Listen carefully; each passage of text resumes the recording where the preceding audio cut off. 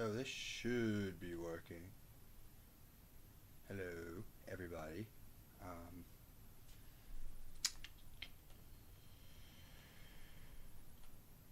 we are trying something significantly different here. I apologize in the future. All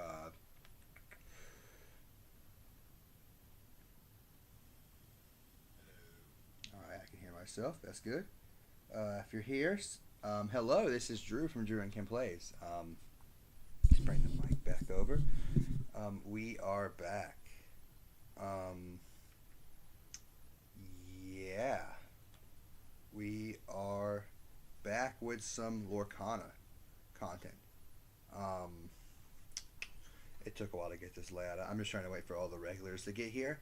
Basically, what we're going to do is we are going to be going over every card from the new set, and then we are going to be doing making some new decks. Just wait, I'm trying to get all the people in here, all the regulars.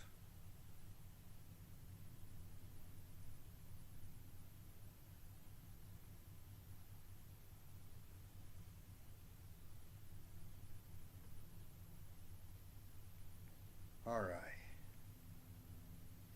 Just gonna wait for some people to show up. And we're trying OBS this time instead of the other one. Ooh, all right. Just waiting for my normal people to show up. Yeah, this is the first stream since Pixelborn obviously shut down, and we haven't really done anything since. We've done a couple deck profiles, from one from my friend and two from myself. I've been playing, went on a whole set championship grind, and I'm quite proud of how I did. Not going to lie, very proud of how I did. I ended up winning Ursula. But where are my friends? Not it's not like I usually like the people I've literally like two of my moderators. Like we've been working on this overlay for like an hour, and that was like a minute ago. So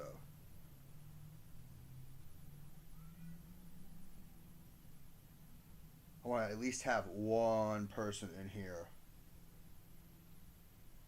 while we discuss. We're gonna look at every card from the new set. Every card. Every singular card.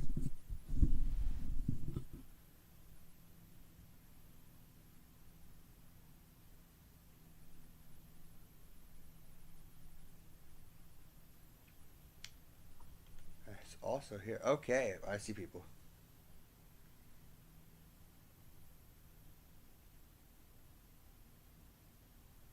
Half speed from a thumbnail photo. It says there's only one person in here. Let me fix that. Okay. All right.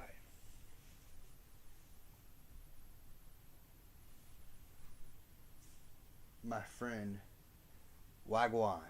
Wagwan. All right. So, not people are here. People that are here, smash the like, subscribe, get us to 250. And is my audio quality good? It's totally great to see us for the first time. It's not like the three of us were in a call earlier. Uh, what type of delay are we talking about here? Like from my mic? What type of delay are we talking about here?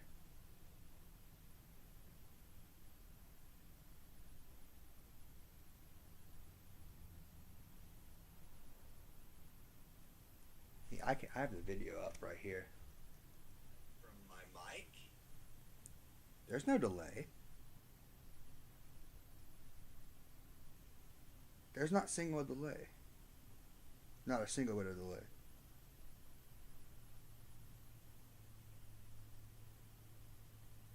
I have the video up right here. Yeah. Okay. Okay. Yeah, no, it's working. We're fine. Okay. So, um, it does take a while for things to go my way, and we're not using StreamYard anymore. We are using OBS because I was for the chat to show up on the stream. Oh, okay. Um, yeah, I can't control that. Anyway, so here we go. So enough of the rambling, the ranting, the rambling, all that fun stuff. Share the video with your friends and all that stuff. So set 5 is out. Shimmering, or it's going to come out. Shimmering Skies. Um, as so some final words on set 4. The beginning of set 4, it was looking a lot different. We were having a lot of, excuse me, we were having a nice triangle format of sapphire steel, sapphire ruby, and emerald steel. And then people, as they always do, figure out that ruby amethyst really does not ever die, and it comes back and becomes the best deck. And this time, it's just overwhelmingly the best deck.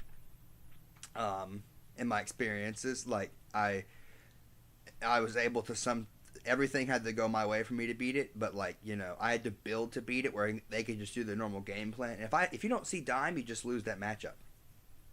And then the Bucky erratas here.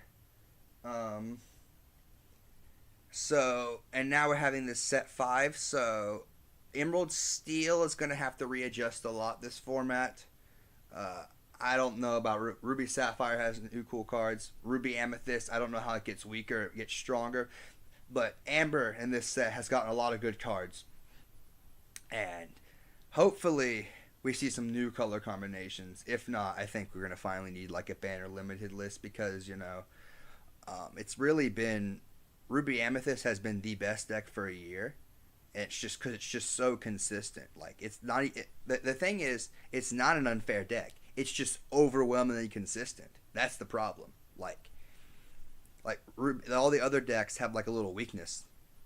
Like Ruby Sapphire needs to get to the late game. It has English. It struggles to start. If you don't see your opener, you're screwed. As in Ruby, like it has a linear opening. Like you have to see Popsicle on 1. You have to see 1 jump on 2. You have to see something on 3. You gotta see here I'm on 4. It's just if you miss, it's just that it's not as consistent. Emerald Steel, I didn't see a lot of it at the set championships. I don't know why it kind of phased out of the format. Maybe people just figured out how to beat it. Because it really is a nightmare matchup for Ruby Amethyst. But, maybe they just maxed in on the whole Tremaine stuff just to keep clearing their board. Tremaine and the B King disputed. And after the giant 10K... there was 2 halves of this format. The first half was the triangle. The second half is when Luca won the 10K. Shout out my friends Luca and Timahan and all of them. Great people. They after that, it just became Ruby Amethyst format. And, like, Luca's list is just so clean.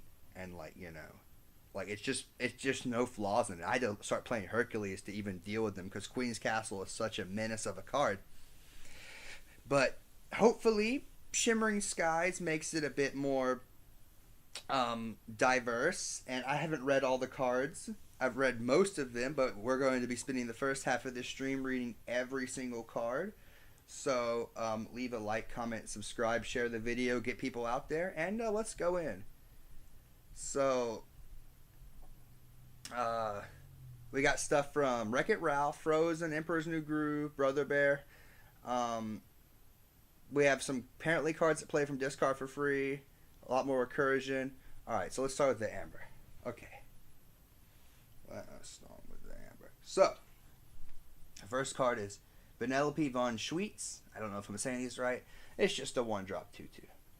And then Kristoff, the Reindeer Keeper. It's another one of those like big Chernobog cards. For each song in your discard, pay 1 less to play this. Bodyguard, 3 for 7. Quest for 3. This has 2 problems. The one that it's 3 and Medusa can just get rid of it. And 2 that it's uninkable. And Amber doesn't have room for an inkable. So it's a nice, cool card. I don't know if it'll see play. I could be wrong. Now, this next card. Daisy Duck. This is making me contemplate changing colors. So 1/4 for 1, quest for 2. A 1/4 for 1, the quest for 2. It's 4 willpower. I can't think of anything that outs it cleanly until turn 3 when Brawl gets there. This is guaranteed 2 to 4 lore. Now it's uninkable, which is good, and then whenever it quests, each opponent reveals the top card of their deck. If it's a character, they put it in the hand. Otherwise, they put it on the bottom of their deck. Maybe, it says may, so it's giving you more cards to offset this, but this card's just so good. It's going to see play in some capacity. And I don't know what to do about it. This card is so good. It's format warping. At minimum, it's going to be I don't know if it has room in Steel Song, but it's going to bring aggro back for sure. Aggro's coming right back.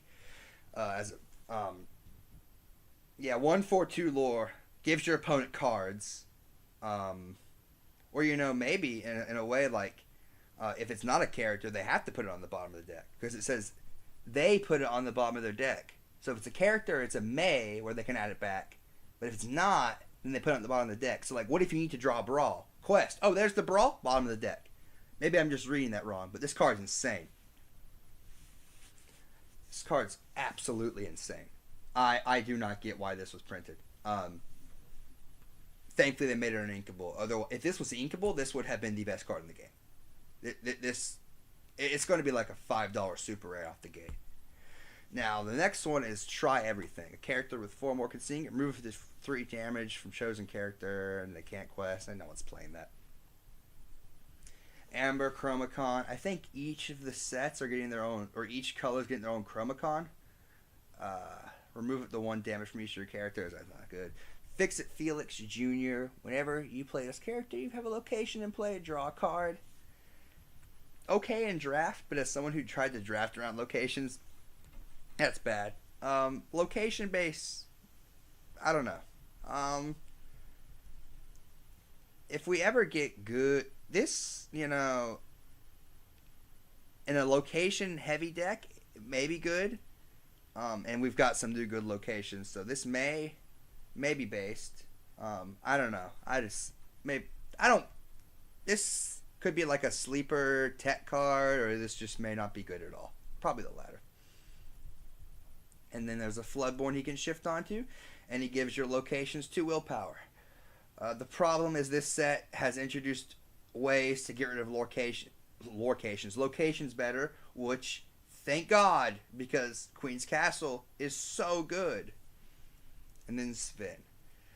When you play this character, you make ready chosen character. They can't quest or challenge into the turn. I don't know. Not really. And they had some Brother Bear cards. While this character is exerted, I think that's how you say, your character's named Coda can't be challenged, and during opponent's turns, you can't lose lore. I mean, we don't really have many cards that remove lore, so, I mean, this makes that awful Shift Aladdin. I don't know. They didn't make any of them good. Alan Adale. Whenever you play a song, gain a lore. This card. This guy's good. This is good. I mean, his cost is a little high, but if you play 3 songs a turn, you gain 3 lore. He quests for 2. He's gonna see some sort of play. I'm telling you that much. Healing Decanter, remove it to 2 damage. Naveen. Prince Naveen. It's a Singer 6. And when you play it, you can play a song with 6 cost or less for free.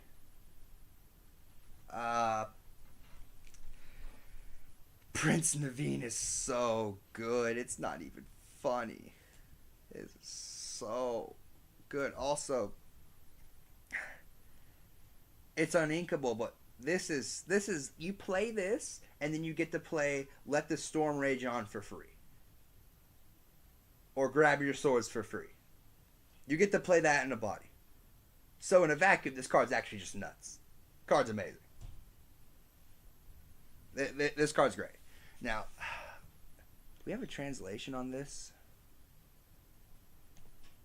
Maybe we can try...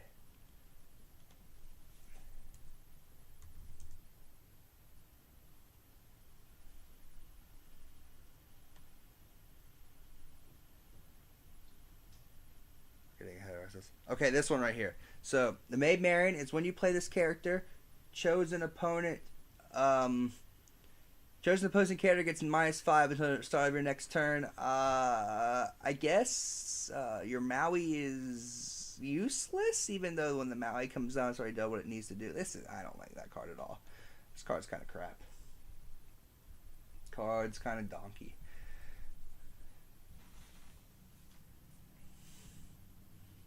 Donkey crap. Queen Censor Core. Sorry for turning for Princess or Queen in play. Gain a lore. Okay, I mean, Princess deck will one day be good. And then exert, pay 2. Reveal top. If the Princess or Queen, put it in your hand. Otherwise, put it on. I mean, one day this will be good. Now, this Mirabelle, this is going to be the prize. And what I'm being told, actually, is that I'm being told this is there's going to be enchanted for this. Like the next set championship prize is going to be this card, and then top 8 gets cards instead of just top 4. So it's going to be even easier to win cards, ideally. Or more people we can spread the love. But this character Mirabelle is a 5 for 5. You can't play this character unless you have 5 or more characters in play. Quest for 5. I think it's gimmicky in a go wide deck. If you can get this down, this becomes a problem. Getting it down is the problem. So, Revive. Play a character card with cost 5 or less from your discard for free. I'm so glad that they're continuing to bring these, like, Perdita, Revive, Hades, like all of the graveyard recursion cards so far have been like uninkables, unless I'm not thinking of one. But the day we do get an inkable recursion card in Amber, it's Jover. Hello, Doom. Hope you're having a good day, buddy. But Revive, I just don't. I would just in decks that it might see play as a 1/2. I mean, it is a strong card. It brings Goat back. We got good forecast. It brings Huron back. But Amber Sapphires definitely needs some help. But yeah, I don't know. Might be nice. I am well. Glad to hear that you're well. Blast from the past. Name a card. Return all character cards with that name from your discard to your hand. So this brings all your blues back, but it's an inkable. So very gimmicky. Also, I love how it says name a card. Return all character cards. I can just name any card. It'd be funny. Healing Touch. Remove up to 4 damage from a character. Draw a card. Gazelle. What does the Gazelle do? What's the Gazelle do? Where'd that Gazelle? Gazelle, it's just Singer 5. Ooh, wait a minute. A 3-drop Singer 5? Hold on. That's absurd. And it quests for 2. We saw how good Vanessa was last set. This is just... So, like, in the last set, we were making good Emerald cards. This is Amber's set. I need to play Amber in some capacity this set. Then Nala, a 1-drop 0/4. Quest for 1. It's a shame that what's it called? I forgot her name. It's a shame that Daisy Duck exists. Otherwise, well, actually, no. No scenario would this see play. It might, but I don't get it. And remember to leave a like and comment or subscribe to join the family. We're almost at 250. Lilo, support. Moana, 3 uninkable 3/4. That will not see any play. And they made it a rare? Why'd they make this a rare? What? It's a uninkable 3 for this. Is this the worst uninkable card in the game?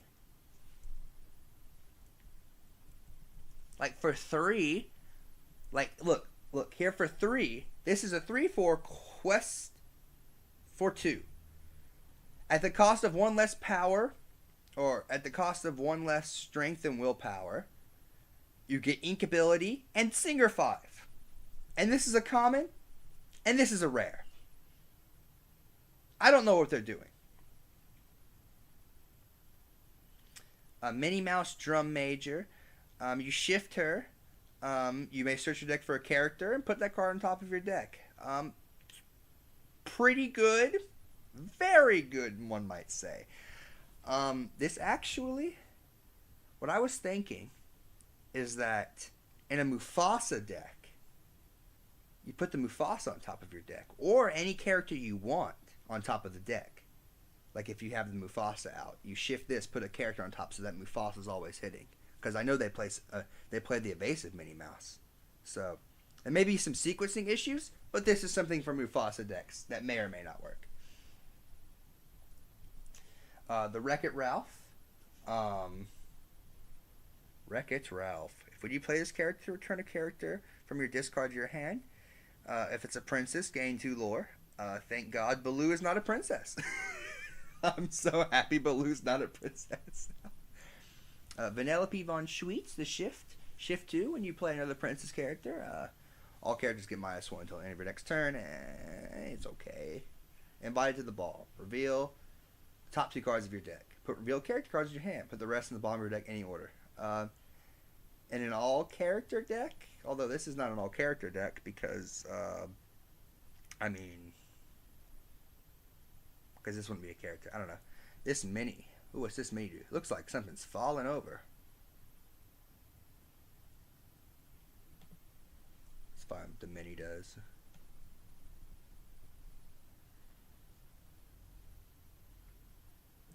When this character quests, you may remove up to 2 damage from chosen character.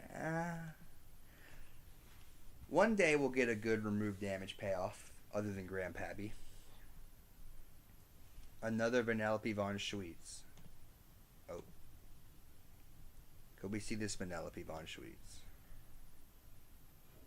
Why did they make this a rare? This card is awful. It's so bad. This is the worst rare. Whenever this character quests, chosen opposing character gets -1 attack to the end of your next turn.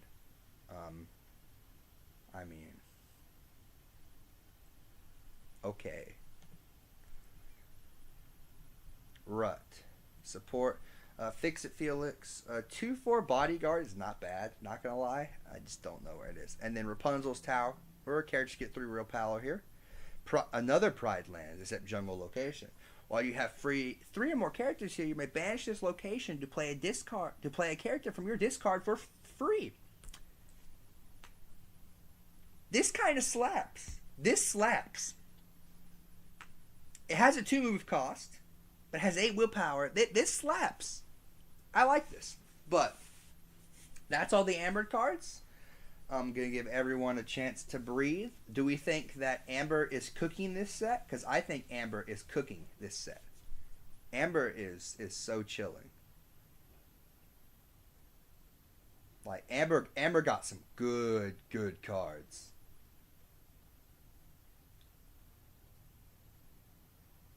Like, some good, phenomenal cards.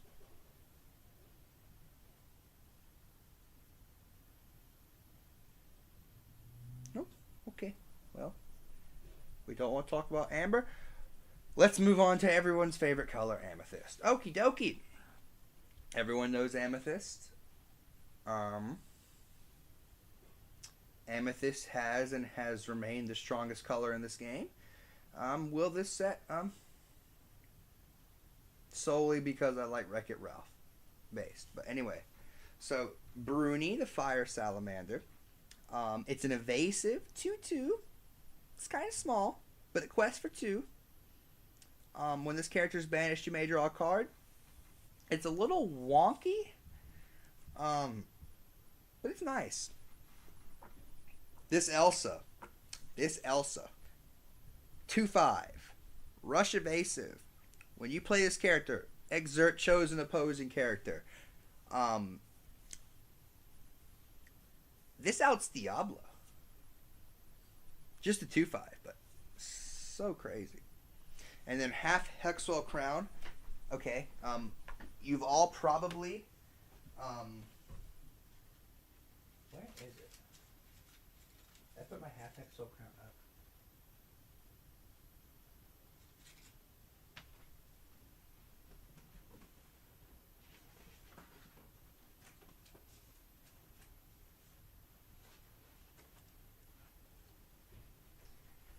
If you don't know, the half Hexwell Crown was the prize of the Ursula game. If you haven't played it by now, I'm sorry. You probably should have seen it by now. But I got this nice foil right here. But this is the card's not good, but you know.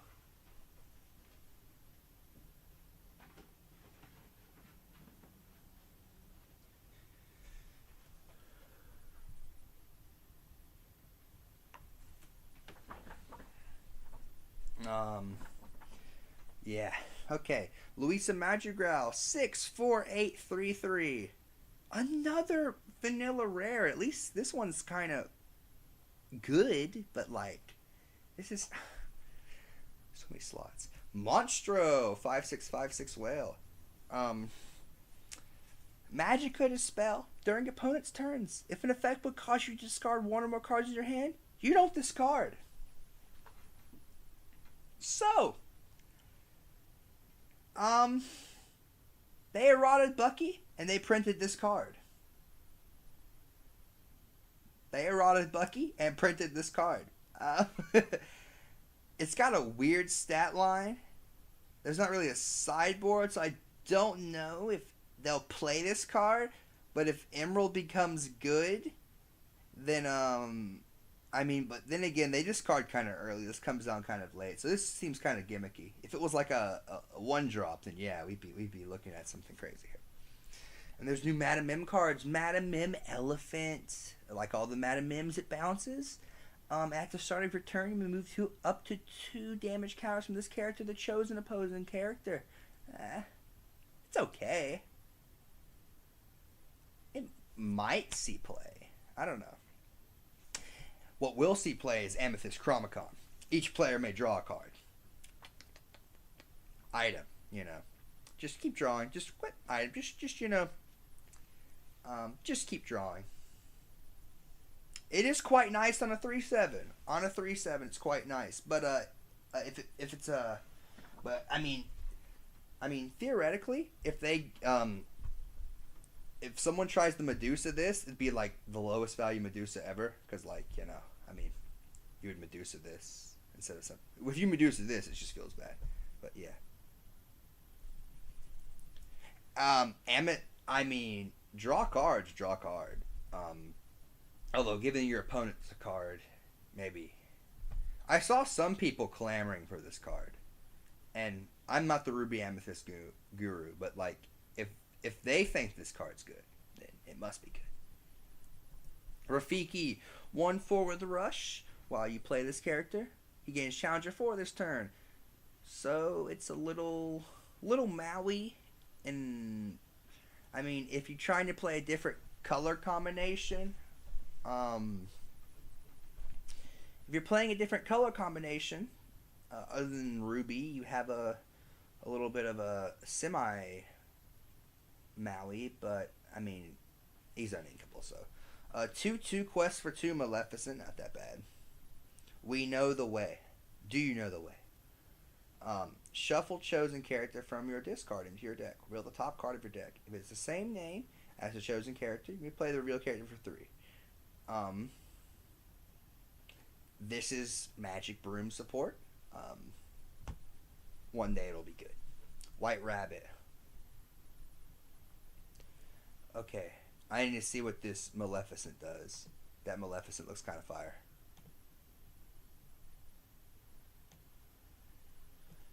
Shift 6, uninkable 8 drop 7/7 quest for 2. When you play this character, for each of your characters in a Maleficent play, return a chosen opposing character. Item or location would cost 3 or less to that character. What? This is the payoff for Maleficent.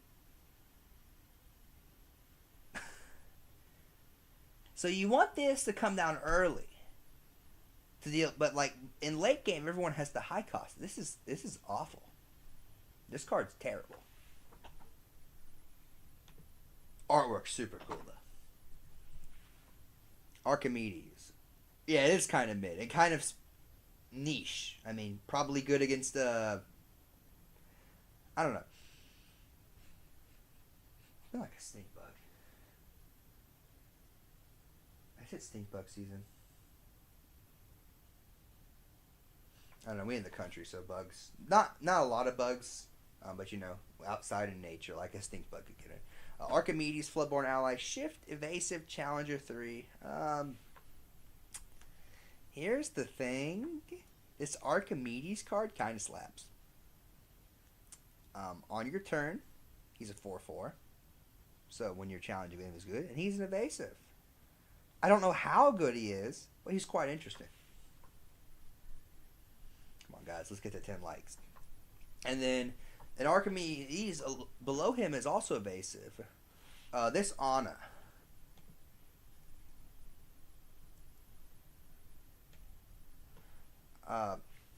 It's a shift 4. You pay 4 to shift it. When you play this character, exert all opposing characters. It's nice, I guess. I don't know.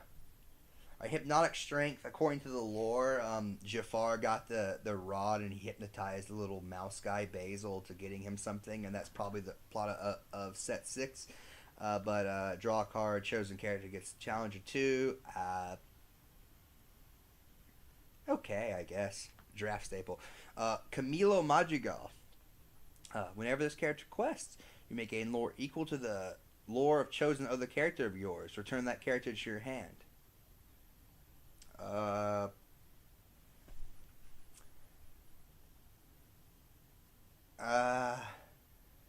I could see where this could be problematic, but at the same time, I don't think it's that good for 6. And his stat line's kind of bad. Not a fan. Could be wrong. Maleficent. Whatever the character requests, you may choose and discard a card to return chosen character, item, or location would cost 3 or less to its player's hand. What is the issue with the cost 3 or less chosen item or location? And for each exerted character opposing characters have in play, you may pay 1 less to play this. Evasive. This Olaf's a pain to get down, but if he gets down, this card requires an immediate response. 3/3, 6/6 evasive. Excuse me, pretty good. Ooh, it's a nice. Excuse me. We'll go to the genie, but this Gale is when this character is banished in a challenge. Return this card to your hand. Wait a minute. It's kind of... Quest for 2, just banish, goes back to your hand. Quest for 2, just goes back to your hand. Quest for 2, this is... Hold on. Guys. Well... Gale may be like the most amazing card to see in draft. Not gonna lie to you. I don't know how good he is in the meta. This card's kind of annoying. As for that genie, when this character is exerted, opposing characters can't ready at the start of the turn. Ay, ay, ay, there's a lot of exertion. Brother, chill. When you play this character, each opponent draws a card. Why would you play? This is group hug. So 4 for 5 quests for 2. It's not even that good of a stat line, and then it just does this. Cogsworth, Luminary Watchman. You play this character. Chosen character gains rush this turn. I mean, it's a nice one drop. Don't know if it's better than Chernobog Followers. But it might see play. That Merlin. There's a new Merlin. Merlin Turtle. Turtle Merlin. When play this character, when he leaves play, like every Merlin, look at the top 2 cards of your deck, put one on top and the other in the bottom. So it's like scrying. I don't know. I don't know if that play Turtle. Yeah, you would want that Blurple shift target for the Cogsworth. And then the knock. When you play this character, move 2 damage counters from frozen character to chosen opposing character. Meh. Magical Aid. Chosen character gets Challenger 3. When this character is banished and challenge, turn this card to your hand. And now, my friends, this is the card that I think is a mistake. They should not have printed this card. Gathering Knowledge and Wisdom is a 2-drop uninkable that says gain 2 lore. You can't stop this. It's uninkable, but it's so worth it. I don't know if this should be a staple in purple, but like, this is a mistake. Why would they print this? I mean, I don't know about you. I'm confused as to why you think this is a pro. Have you played aggro?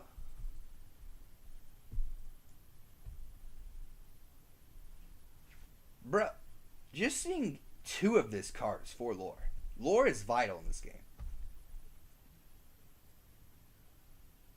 Okay? This has actually inspired me to make a deck change. Not gonna lie. Thank God it's not a song. And maybe I'm just overreacting. Maybe. Okay, well, in one of the decks I want to build tonight, I seek to make this card an issue, but we'll come back to it. Maybe I'm just going. Maybe I'm losing it. Maybe I have no idea what I'm talking about. But I think this is a problem. Then there's this 5-cost Finders Keepers. It is 2 less cards that advance my board state. This is true. This is very true. However, in the deck I'm trying to build, I don't care. And in Blurple, you just draw this card a bajillion times, just play this, we're chilling. Finders Keeper, draw 3 cards. It's kind of cost heavy, but it's draw 3 cards. It's probably seen play. King of Hearts, Monarch of Wonderland. Chosen exerted character cannot ready at the start of their next turn. There's a lot of keep stuff exerted, not let him unexert stuff in this game to look into. Retrosphere, banish this item, return chosen character, item, or location would cost 3. I don't know what's with this gimmick. And this honor right here. When you play this character, each opponent chooses and exerts one of the ready characters. Okay. So, the one card that is going to be a problem is the library. The library. So, it's 3. It's 1 less than Queen's Castle. It has 1 more willpower than Queen's Castle. So Hercules is if this card becomes good, Hercules effectively sucks. 1 move cost. It gains you 1 less lore. But when a character is banished while here, you may draw a card. You move all your characters here and be like, be prepared me. I dare you. Or you move all your characters here and the next turn you fire your own be prepared, draw a trillion cards, and you're just chilling. I don't know if this is better than Queen's Castle or not. I imagine they play both. I just imagine they play both. Just play 4 of this, 4 of the other one, 3 or 4, I imagine. Now, Herc was dying for other reasons already, but, Herc got me in Ursula. Did he? That was funny. The two set championships I played at. I was gonna play at three, but one of the stores, Dragon's Horde, didn't get their cards. I don't know why. They're having it this. They finally moved it to this weekend, but I don't want to play anymore. Set four. I'm sick of it. Um,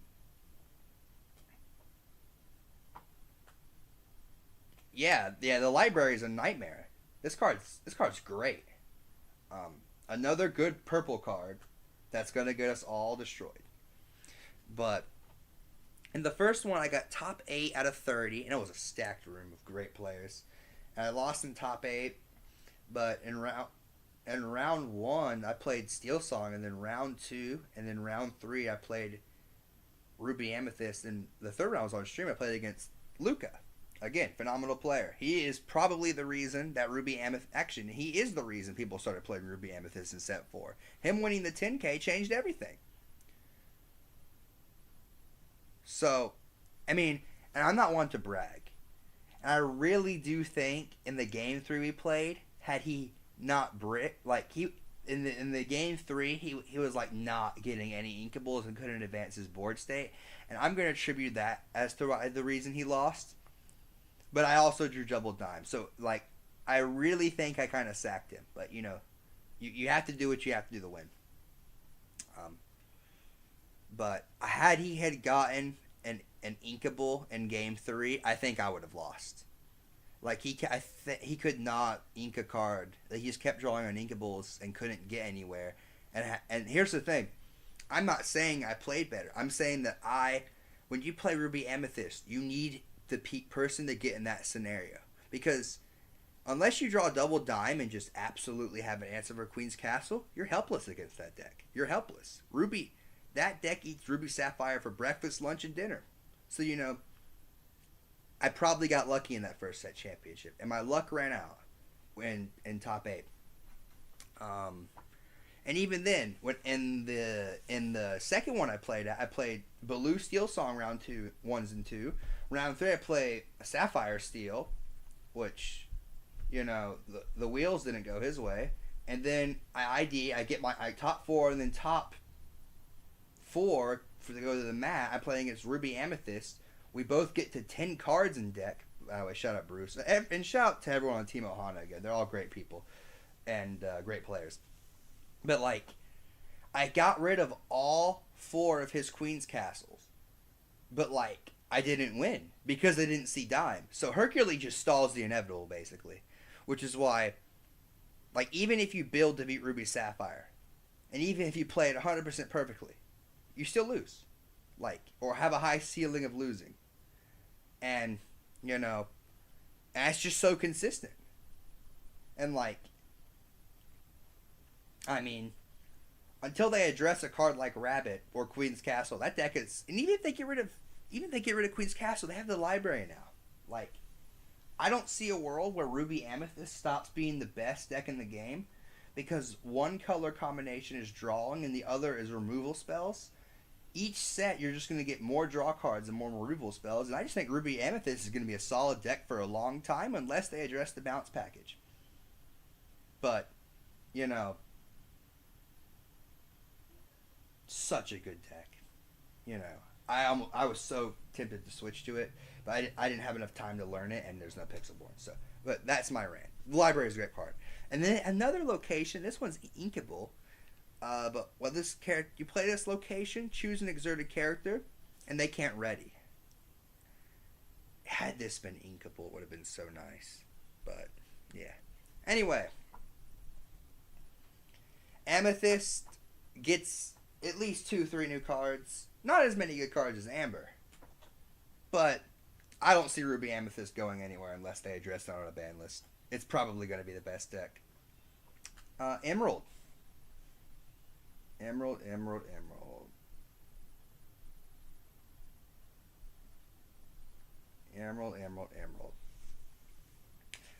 They've lost Bucky, but they may have some new tools. So Scar is a ward character. Whenever one of your characters challenges a damaged character, you may draw a card. Now, what I don't... So, last set, Ruby... or yeah, Ruby Emerald kind of emerged as like a rogue deck. It's quite good. Or it was good. It was a Bucky deck. It just had no like. It was Bucky, and then like the problem is the Ruby cards. The ceiling wasn't as good as the steel cards. Um, but now Ruby Emerald has always been a deck lacking something, but they printed so many challenge damage character cards to make challenge matters good, and Shere Khan may finally have a coherent deck. Maybe, maybe not. We'll have to see. But they printed a lot of cards that affect damage characters. Where Shere Khan, which I'm fairly certain, it's been so long since I read Shere Khan. But for those who don't remember, Shere Khan, whenever one of your characters challenges another character, gain a lore. So when you're challenging characters, you're damaging them. You're gaining lore, and they printed a ton of cards in this set that give value to dealing with damaged characters. So maybe I'm overthinking here, but you challenge them, get the lore, and they're damaged now. You didn't get rid of them. That's okay. We have tons of ways to profit off of them, and that's what Emerald's kind of doing. Another deck I want to look into, but yeah. And then what can I say except you're welcome. Shuffle chosen character, item, or location of their player's deck. That player draws 2 cards. Look, I've been an advocate for Yzma for so long. The 6-drop that shuffles a character in the deck and that player draws 2 cards because it's purple's like one of purple's only removal spells. This is that on a song, and I guess can do more, but like giving them 2 cards, I mean, that's such a bad drawback. I don't know if this card sees play. Now, you can shuffle your own, and here's the thing. In Emerald Amethyst, shuffling your own, that might be good. Like, I shuffle my own rabbit, I draw 3 cards, it's kind of cracked, but, limited, I see. Well, it may be good. I don't know. It is a low-cost removal spell that can be sung. So, it had some potential to see play. They printed a lot of Robin Hood cards. And like I said, for each 1 damage on opposing characters, you may pay 1 less to play this character. And this is a ward that is 4/4. So, if you get this Robin Hood out, it's very hard to get rid of. In fact, it also quests for 4.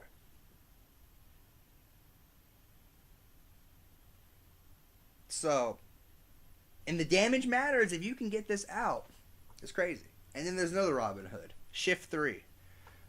This character gets +1 lore for each opposing damage character. Hey, Shere Khan, right here. Giving Shere Khan value. And it's a Floodborn. So, and for everyone that don't like the Bucky errata, Bucky is toxic. It probably deserved to be banned. The errata was overkill. But you have to realize, because of Bucky's existence, it limits card design. Okay?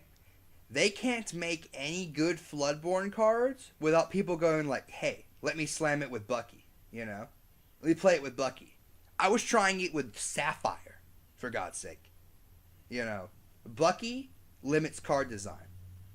The only other of those play Floodborn cards that are actually good is Blue Fairy. Which, one day, I think Blue Fairy draws you a card, does it not?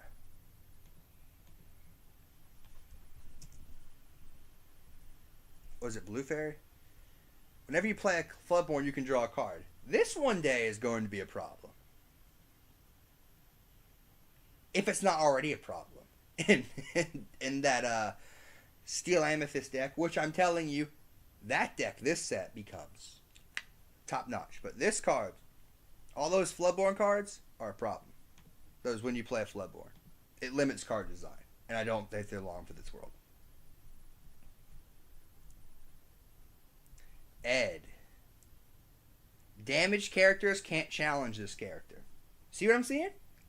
Damaged characters is the theme of Emerald. You can't challenge the 3/3? I mean, granted, this card's not good because, you know, I mean, I don't want to say draw the removal, but, you know, when common removal like Brawl and a Long Game Zeus get rid of it, it's not that good. But, you know, if you don't have this system, kind of pop off. But, you know, I never like to say draw the out, but, you know, you're going to need the out for this card. Iago, Evasive, a fake flamingo. Whenever your character quests, you may pay 2 less for the next action you play this turn. Sneaky good card. This is sneaky. This is sneaky. Evasive, you're always questing with it, and it's reducing the cost of your actions. It's a nice card. Nice card. Don't know where it will see competitive play, but draft bomb. Clarabelle. When you play this character, if an opponent has more cards in their hand than you, you may draw a card. Night Howler Rage. Draw a card. Chosen character gains Reckless next turn. Pretty sick. Pretty sick on, what's it called? If you don't want your opponent to quest or do something, this card's pretty sick. But I don't know if it'll play. Let's see play. It might. Emerald Chromacon, the next Chromacon. During opponent's turn, whenever one of your characters is banished, you may return chosen character to player's hands. If this one was inkable, I would have liked it a lot more. Merryweather. You may play this character. When you play this character, you pay 1 to give chosen character +2. Hey, I don't care. And then when this character's challenged, gets 2. And I don't think either of these fairies are good. Alright, and then another foreign card. Where's the Shinzi? Evasive. While challenging a damaged character, the character gets +2. Not really that good.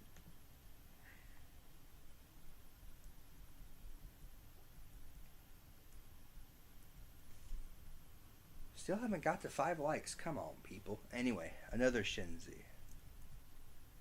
When this character gets, well, for each of their hyena you have in play, whenever your character hyena challenges a damaged character, wait a minute. Hey, wait a minute.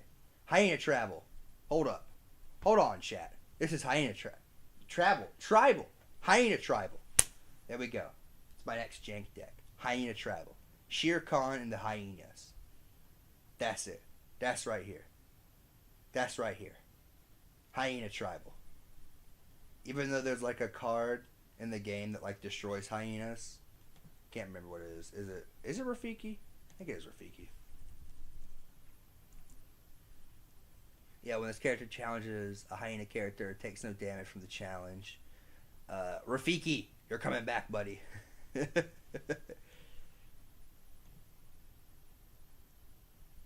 They printed the anti-hyena card before they made these cards, and that anti-hyena card was a staple in set 3. Card was great. People played that Rafiki for a long time. Obscurosphere. Banish this item. Your characters gain ward. Your characters with an S gain ward? And this is a common.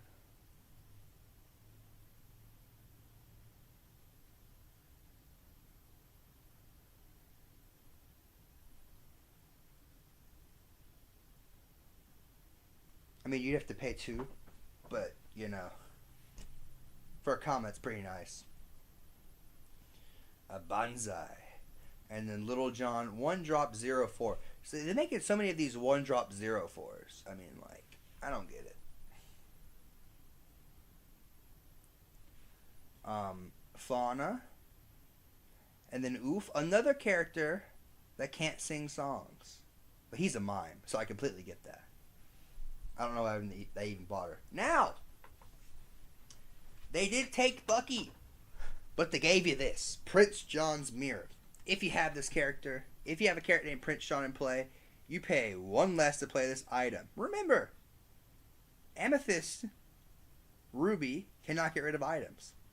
At the end of each opponent's turn, If they have more than 3 cards in their hand, they discard until they have 3 in hand. So, Bucky may die, but discard see him play. Those, all the draw heavy decks, just make them discard the 3. Oh, you play Popsicle, Ruby Sapphire, this is another forced discard deck.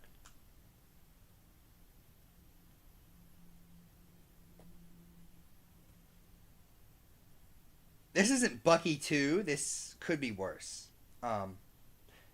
Granted, they've given a lot of item removal. Benja does get rid of this. Judy, there's some new Sapphire cards that get rid of this. But Ruby Amethyst. Okay, no, you're fine. Blurple has ways to deal with this card now. That's not Judy Hopps. Judy Hopps is not going to see play anymore because they've made strictly better cards. So, we haven't got to Sapphire yet, but we're chilling. But this card is probably the only reason that Ruby Amethyst may fall out of favor. Even though I think the deck's incredible, they can't get rid of this card. And, I'm completely fine with them not giving Ruby or Amethyst any item removal, because if they get item removal, it's like Thanos getting all 6 of the Infinity Stones. There will be no flaws to that deck. The only flaw that deck has is it has no item removal. And may it stay that way.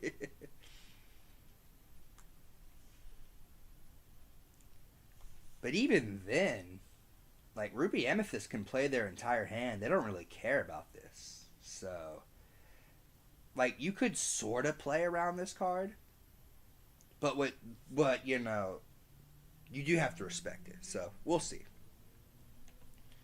Clarabelle. Shift 5, entity return. If chosen opponent has more cards in their hand than you, you may draw cards until you have the same number. This card kind of slaps. This Clarabelle kind of slaps. And then here's the Hypnotic Deduction, where the Jafar, he hypnotized Basil to bring him something that's probably set 6, because this is the party set. We defeated Ursula, so we chill in this set. But there's someone in the background, gotta ruin everything for every one of us. Draw 3 cards. This card might see play. Scroop. Evasive. 2/1, 3. When you play this character, you may pay 3 to banish chosen damage character. Again, damage matters. And then this is let's read the little one first. Mother Gothel. When you play this character, you may pay 3 to return chosen character to the player's hand. And then Shift 4. When you play this character, each opponent chooses one of their characters and returns it to their hand. This card would be so based if those bounce cards didn't exist. And that's why I'm an advocate of putting sideboards into Lorcana, because if you're not playing Ruby Amethyst, you just side this card and it's great removal. But, or side it out. But, no sideboard yet. Another Clarabelle. I think all the Clarabelles have the same effect. Yeah, when you play this character, oh no, this Clarabelle is actually cracked. When you play this character, you may pay 2 to banish chosen item. So now, on turn 3, green has a Benja. So, like I said, they printed a lot of item removal, which is why I'm looking away from Ruby Sapphire, because, they don't want to see me winning.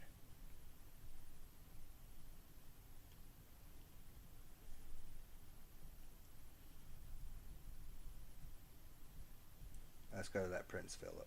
And then actually, we skipped this Anna right here. I'm sorry. That would have been a disgrace to skip this. So this Anna is like the first kind of kicker card.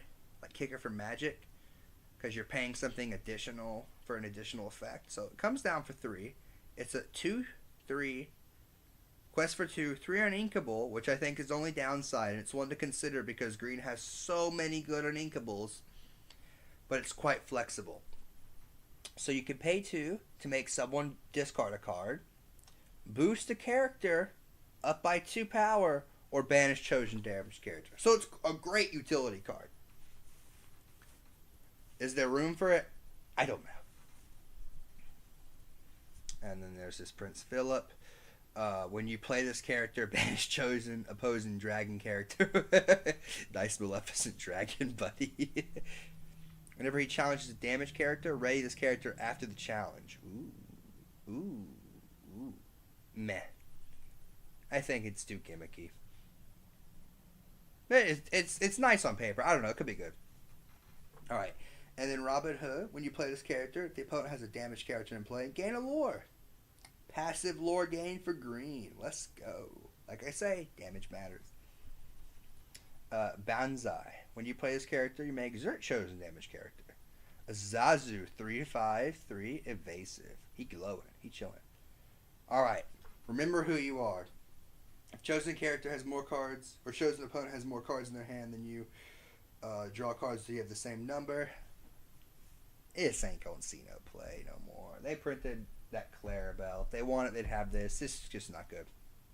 And then Ed, when you play this character, you may deal 2 damage to chosen damage character. So if you can find a way to get damage on characters, which Steel is probably the best to do that.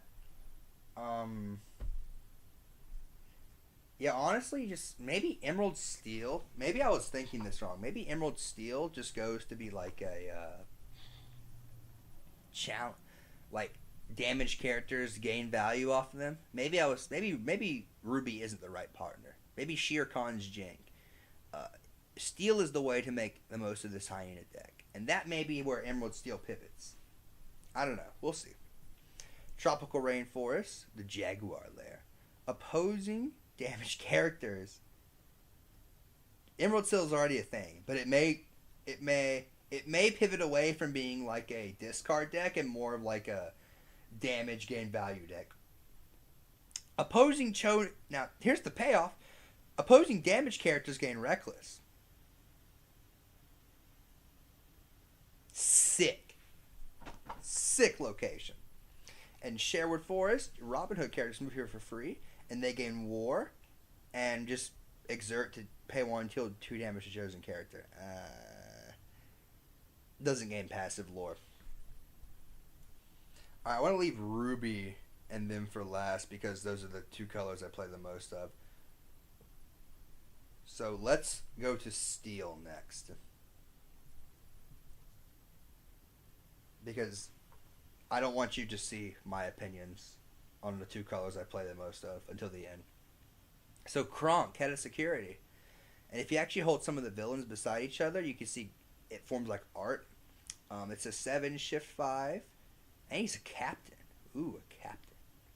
During this turn, whenever you ban this character banishes another character to challenge, but play a character with 5 or less for 3.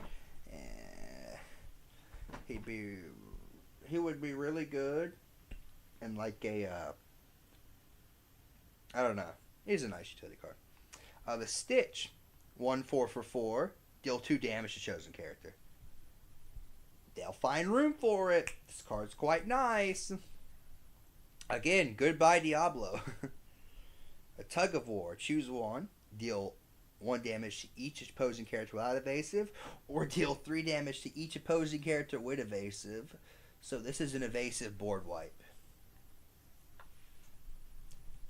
Kronk play Rapunzel is absolutely disgusting. That is... Ugh.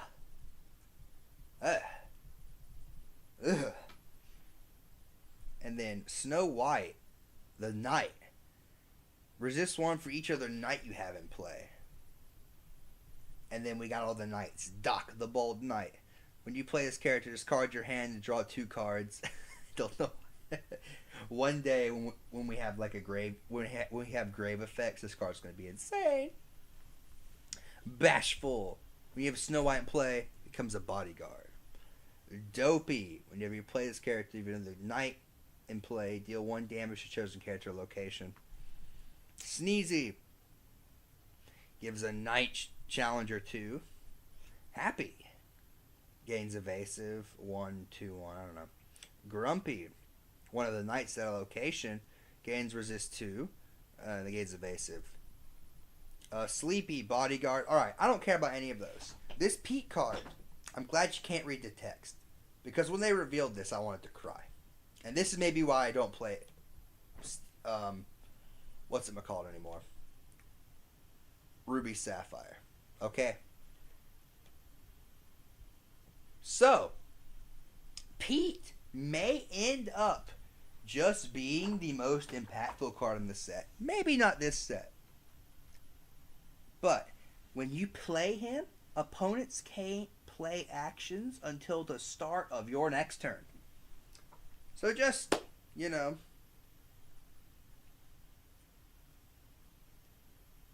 what if you are playing Steel Song and you've gone wide? Or you're playing any sort of aggro deck, or you have a lot of board presence and you go wide, and you're scared of that Be Prepared.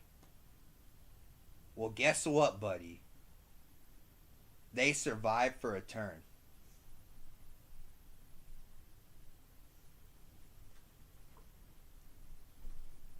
This closes games out. You could hold this. You could force them to be prep early. You know, in fear of this card. He's 3-drop. He can come down at any time. Anytime. He only quests for 1, and he's only a 3/3. But his effect is so disgusting. I just don't know. It's so good. It's so good.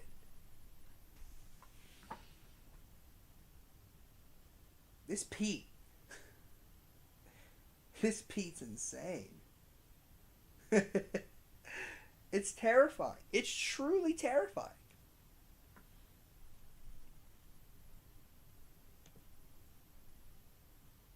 You know, I'm glad they eroded Bucky because Be Prepared is the one card that destroyed that deck. If this card existed with pre-errata Bucky, we'd all be cooked. Now, thankfully, there's still Sisu and Madame Medusa and Lady Tremaine, and there's still ways to get rid of things. But this Pete card's amazing. Steel Chromacon, this is 6. Deal 1 damage to chosen character. No one's playing that. When will my life begin? Chosen character can't challenge next turn. Draw a card. That's nice. Another Namari. Oh yeah, and this symbol, when your character banishes another character to challenge, you may draw a card. That's nice. Where's that Namari? For each opposing character banished in a challenge this turn, you may pay 2 less to play it. Resist 3. It's another one of those cards that if you get it out, it's kind of a problem.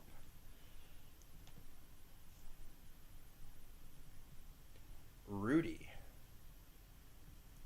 Arthur. This is a cool card. Oh, let's see, my audio is still working. Less to play it. My audio's still chilling. Shift 5, when you play this character, chosen character gains Challenger 2 and Resist 2, and can challenge ready characters this turn.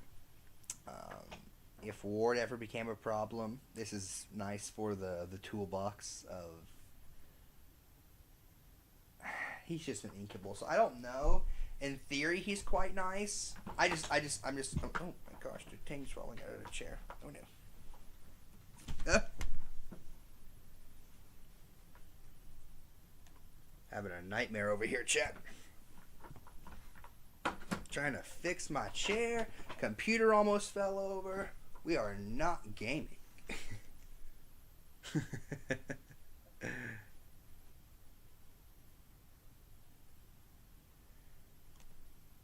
Yeah, it looks like they made a bunch of 9-drops. Also, I saw you have no opinion on that Pete card, which is funny because that Pete card's insane. Hey, he's a bodyguard, but it's funny because here's the boat snack now. Plate armor, chosen character gets resist 2. It's another awful rare. Arthur, 2/2 for 2. Another Simba.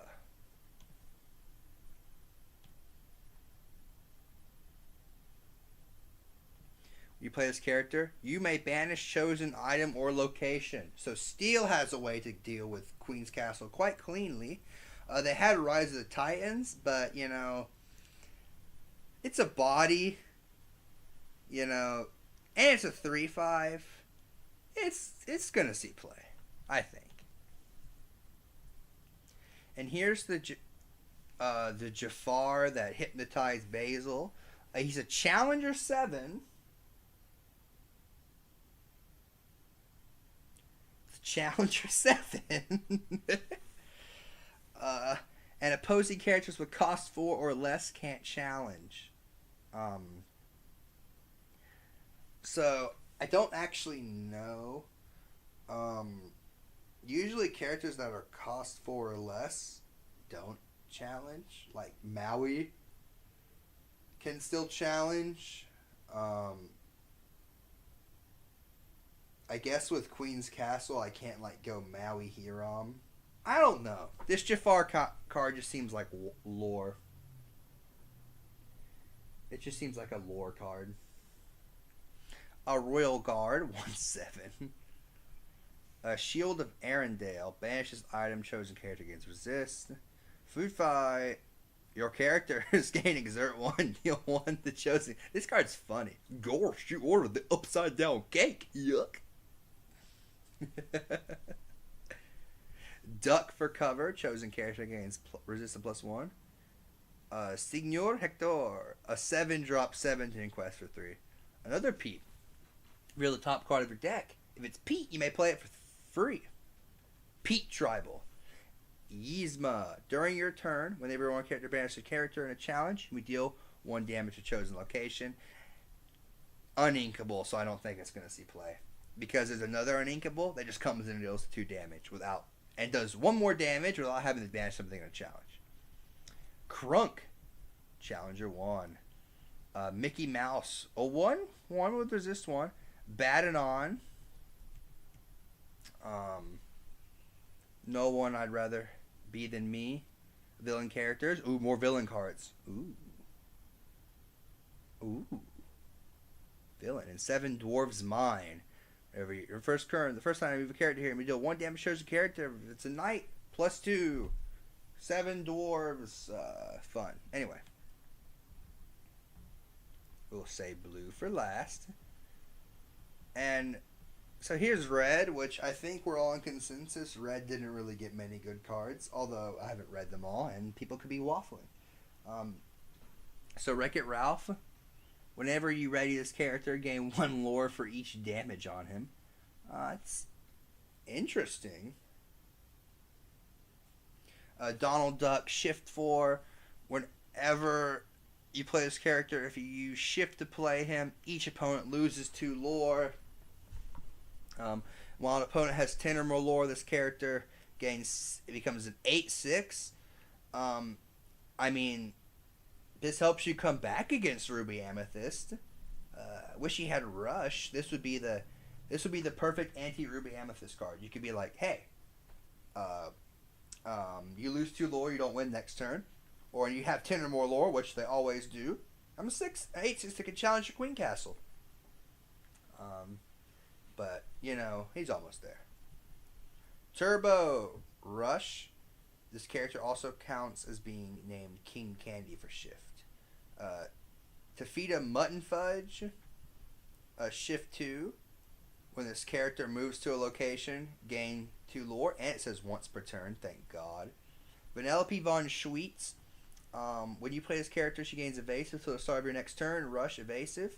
When this set was first revealed, everyone saw this card and was like, oh, this card's so great. And they've revealed so many other cards that destroy Diablo that this card just feels kind of mid now. You know? Like, you just have Brawl. Like, I mean, it does get rid of Diablo, but is that enough to warrant it now that we eroded Bucky? Tafita Mutton Fudge. When you play this character, if you have a location in play, each opponent loses a lore. Rance's Flugger Butter.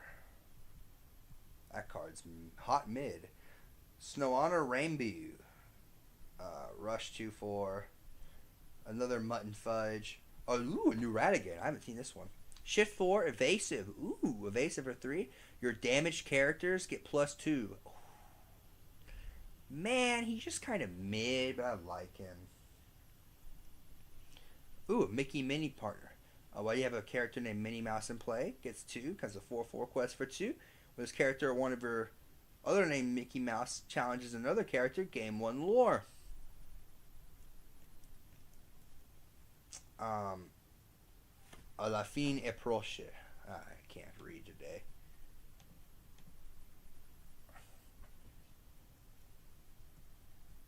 Now, I picked the.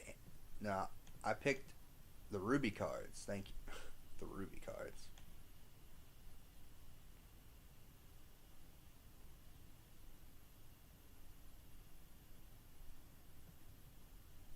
Here we go. Evil comes prepared. Ready?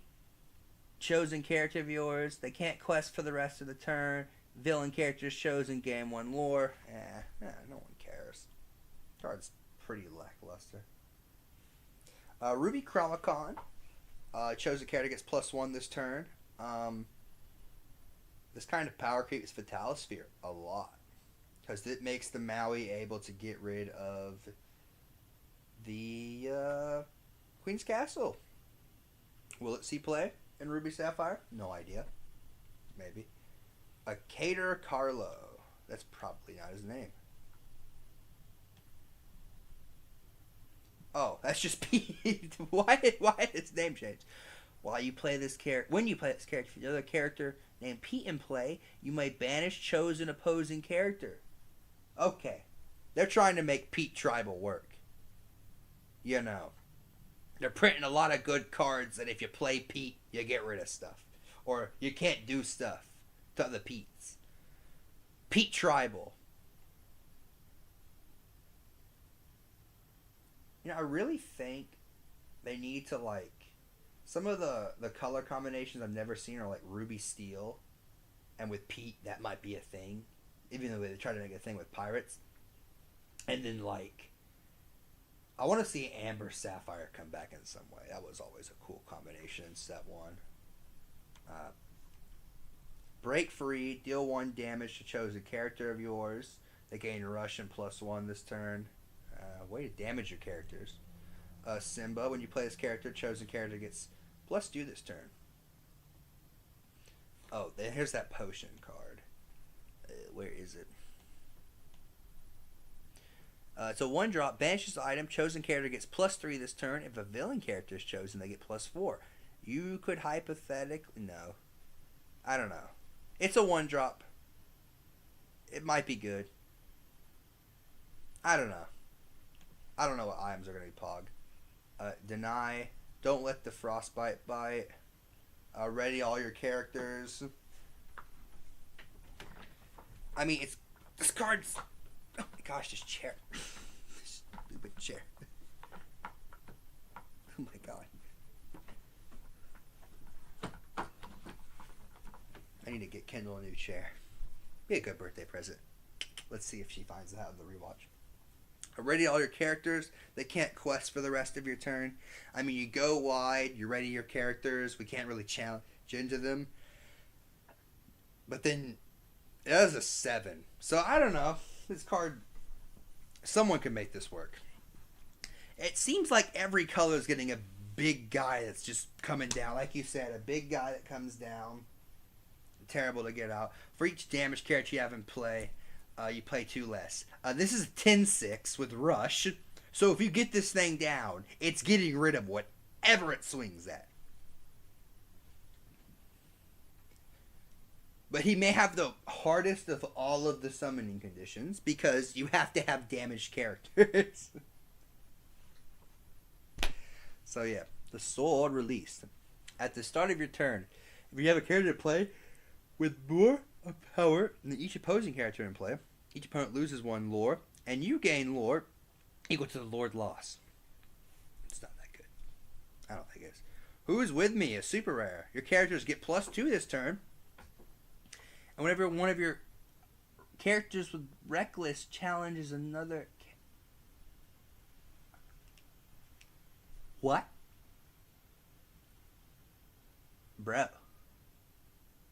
This is so good with Ruby Amethyst. This makes, like, Maui and Hercules gain you lore for doing their job.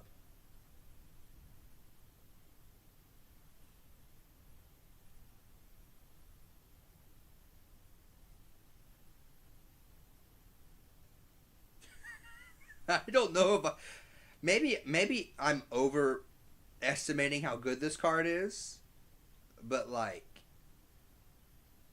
I don't know. I think it's kind of gas. Glimmer versus Glimmer. Banish chosen character of yours to banish chosen character. So you banish your rabbit and I banish your card. If they can fit it, this is almost like a better version of Be King Undisputed, except you can't choose it. And you have to choose and then you can't sing it. Arthur, a 1-drop 2/3 with Reckless.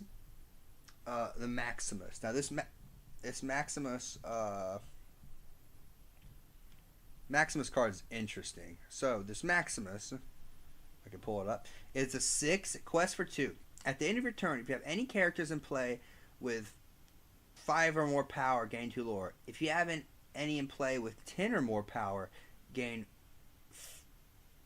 5 instead.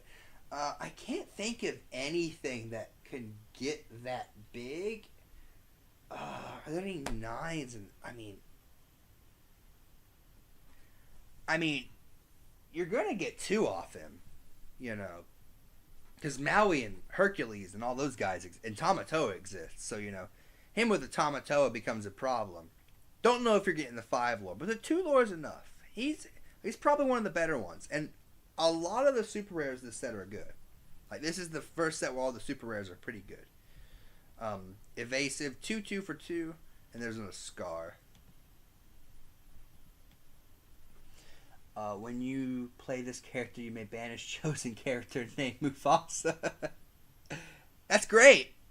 Considering there might be a card that we're about to see in the end that changes this entire game. Another legendary Robin Hood. Whenever this character quests, look at the top 4 of your deck, reveal an action card with cost 6, and play it for free. And an actions deck is kind of good. And then Ratigan, while he has damage, get +2. Donald Duck, Daisy's Date. When this character challenges another character, each opponent loses 1 lore. I keep an eye on that card.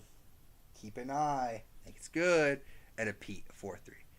And we got our locations. A free move cost Sugar Speedway. Once per turn, you may chosen character here. And deal 1 damage to them to move another location for free. That just stinks. Wait, what is it with the rares in this set? Some of them are awful. It's inkable. It has a free move cost. And it lets you get to another location for free, but you damage them. Like, what?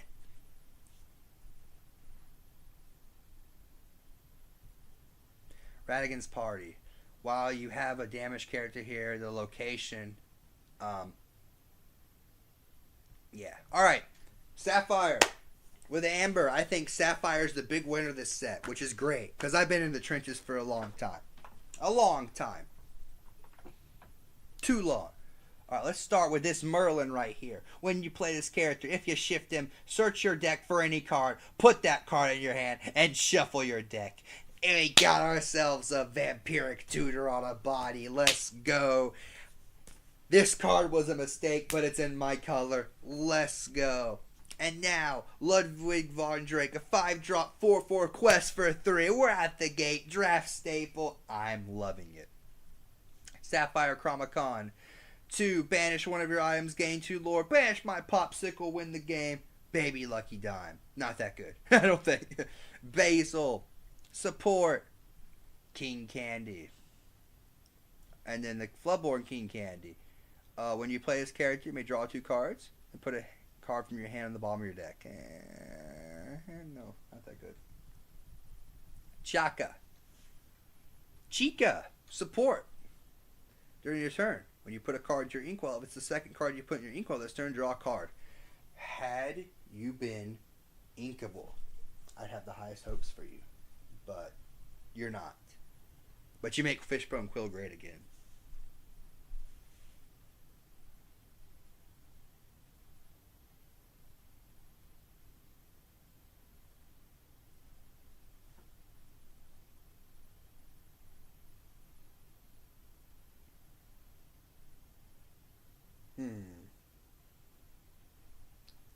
Sorry.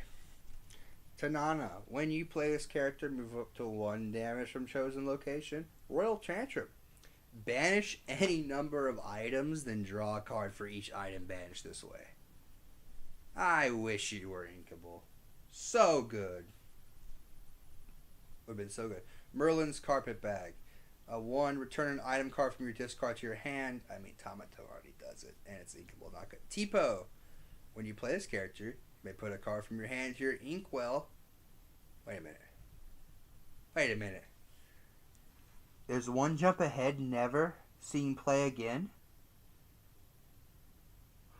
I haven't seen this one yet. Guys, 1 jump ahead's finished. It's over. We have 1 jump ahead on kind of a body here.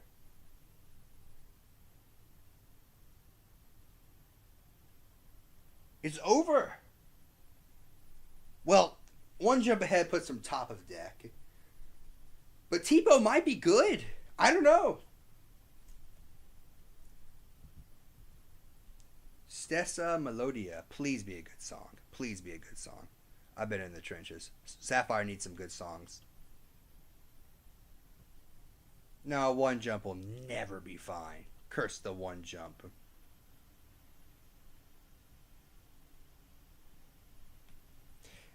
Ever as before, remove up to 2 damage from any chosen character. Oh my gosh. Basil's Magnifying Glass.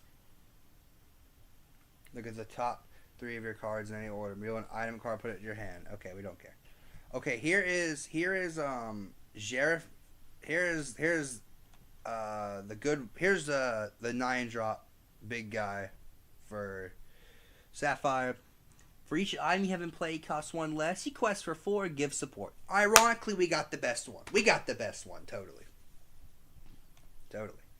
Another card in another language. The Queen. She's ward. For each other character you have in play, name the Queen you have in play. It gains 1. Maybe Queen Tribal. I don't know. They're all in a different language, which I have no issues with. Your character's name Arthur, get resist. And then this queen has a ward. Look at the top 3, reveal a queen. Any of them, name the queen and put all of them in your hand. Okay. If only Broom's got cards like these. You know? Yeah, but that Mickey Mouse is not inkable. This card's inkable, okay? If we don't want to play Fishbone Quill, we ink that on. We play it. We ink turn 2, turn 4. We still have our hero. I'm just saying. Medal of Heroes. Banish this item. Chosen character viewer gets +2 this turn. Oh, is this I'm not having fun anymore?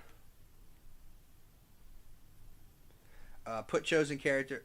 All fund out. Put chosen characters of yours in the inkwell face down and exerted. Put chosen and then hideaway. So this power creeps Judy Hopps. Put chosen item. Let me readjust here, fellas.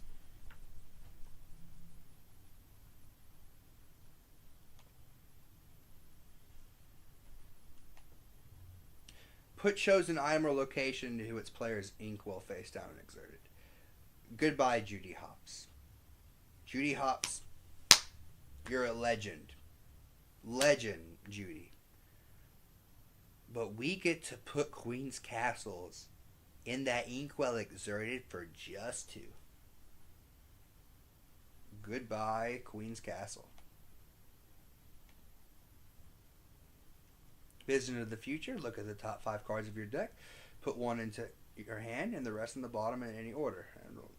No. I mean, sometimes If you were singable, you'd be pretty good. But like my turn, my turn two.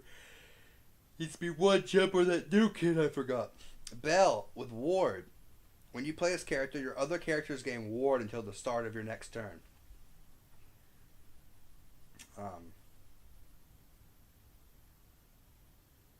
I mean, if my Hiram survives and I play this, it's kind of over. Donald Duck. When you play this character, you may put the top card to your deck into the inkwell face unexerted. And here are the two cards that changed this Sapphire forever. These two cards changed Sapphire for a long time. Let's start with Kuzco. He's like the thing we just saw up there, the hideaway. But he's hideaway on a body. 6 drop, 3 for 5. Can also ramp yourself. Like the other card. People are missing that it's ramping yourself. And then for 4, gives my other characters resist 1. This card is you know how we had that space for Tala and we didn't know what to do with it? This is the replacement. Or we just don't play Hercules anymore and play this. Me likey this card. And the other card, Mufasa. Thank God they made him uninkable. He's a 4/9 that quests for 4. I foresee Ice Block in the mirror with Medusa being great for this. Because this card's a problem. When you play him, you exert all the cards in your inkwell. Return 2 of them at random to your hand. Now, going from 8 to 6 is kind of weird. That's the problem that I have with this card. Is you go from 8 to 6. The thing about Sapphire is you'll want to keep ramping. However, by doing that, you get 2 in your hand, and if he sticks, you quest, you ready all the cards in your inkwell. So you go from, let's go from 8 to 6, and then, if you got Quill, or you go back to 8, and then you go to 16. And if this card sticks, it's over. It's completely over, chat. This Mufasa card, I don't know if it becomes a part of the... I don't know. I'm so excited to play this card. I really am. I'm so excited. I don't know. So, this either is the best card in the set and makes Sapphire the deck to beat, or it's just mid. But I have hope. I have hope in this card. My personal thoughts on it, and I would love to hear your opinions in the comments if you're watching the replay. Because I'm trying to think of all the options. So, he is uninkable.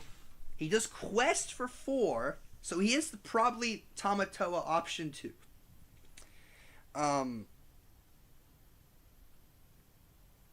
I think he's a 2 of. I think. I mean, you got to get rid of him or it's over. He demands an immediate response or it's over for you. It's just, And even with the Great Stone Dragon, it's just like, I don't know, man. This card's just killer. It's so good. Anyway. And then we have this Pacha, which at the start of your turn, if I have an item in play, I gain a lore. I always have items in play. And if I have a location in play, I also gain a lore. So these 3 cards give Sapphire a much needed boost. Minnie Mouse. When this character chosen character gets -2. I don't know about it. Scrooge McDuck. What is it with the awful vanilla rares or just god-awful rares this set? I don't get it. And then Prince John. When you play an item, gain 2 this turn. The Queen. 0 for 1. And then Prince John. Play an item from your hand or discard with 5 costs or less for free. Exerted. Plays a popsicle. The Great Illuminary. Characters with support get 1 lore and 2 here. Oh, we're trying to make support a good thing. And then Merlin's got it. Each player plays with the top card of their deck exerted. Or not exerted, the top card of their deck face up.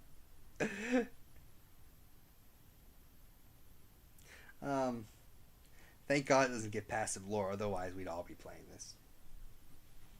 But so now it's time.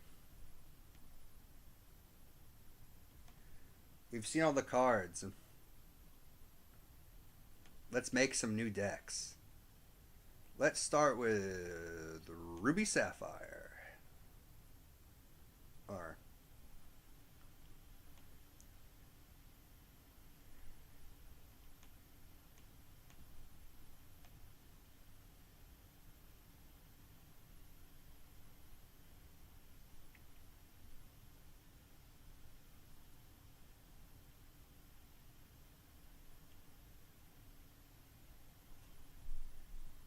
I accidentally think I showed something wrong on the stream.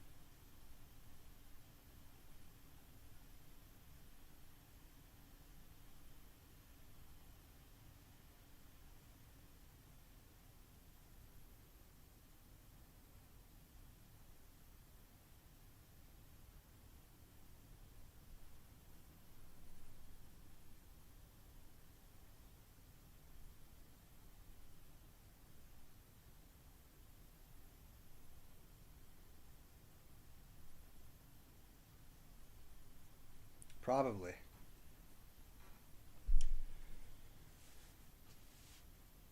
I probably just.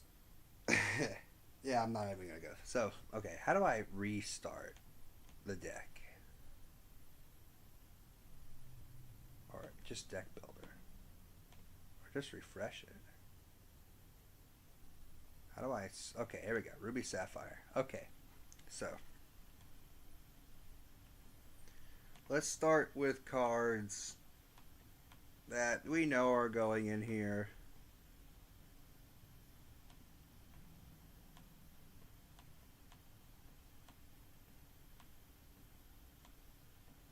I'll miss you, my sweet Prince Hercules.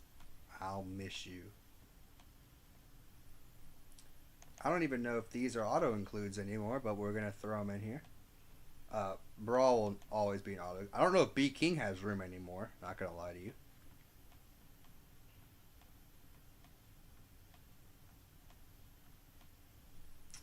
Medusa probably in at 3.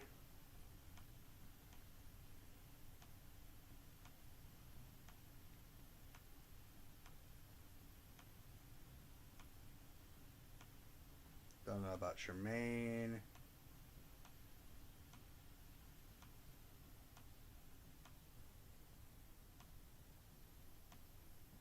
Definitely not that Aladdin. Maui.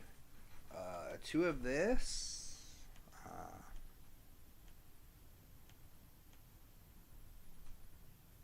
At least 3 B prep. Maybe 4. Probably 4.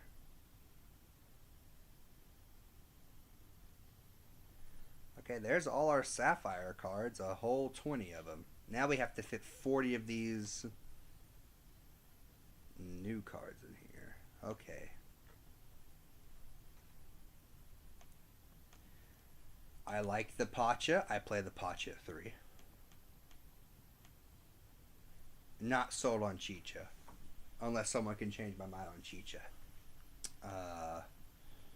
We play 3 of the Cuscos. Absolutely.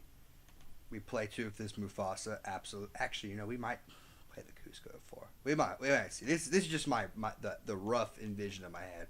I want to play this Merlin, but you have to shift to get him, and there's nothing worth shifting on him.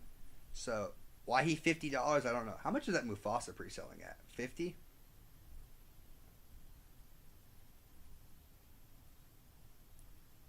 He's more of a blurple card. And then do we play Hideaway? Maybe Cusco is like a nice two of, and Hideaway is like a nice two of. You have the four there. I don't know. These ratios will change.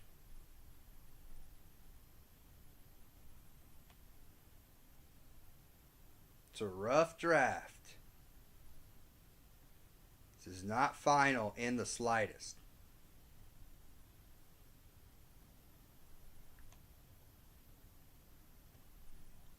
Ice Block.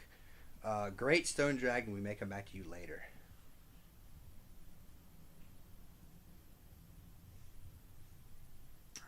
I don't even know if we play this tall anymore. Wait, where is that? Where's that new little kid? The little ramp kid? Where is he? Where is he? Tipo. F4. I don't care. 4 of Tipo. Huge W, chat.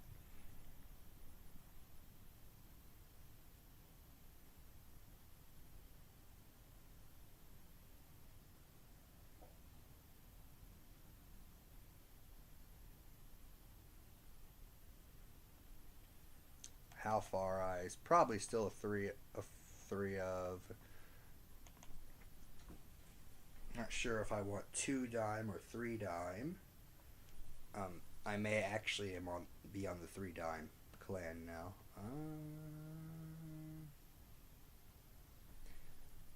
4 of my beautiful prince.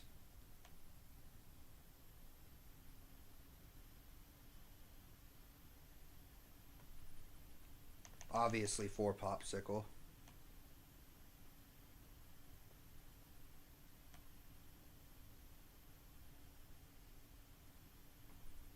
I mean, obviously 4 Tamatoa.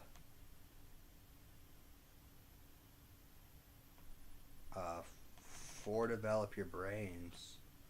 And 4 fishbone quill. And that's actually 60. That's actually 60.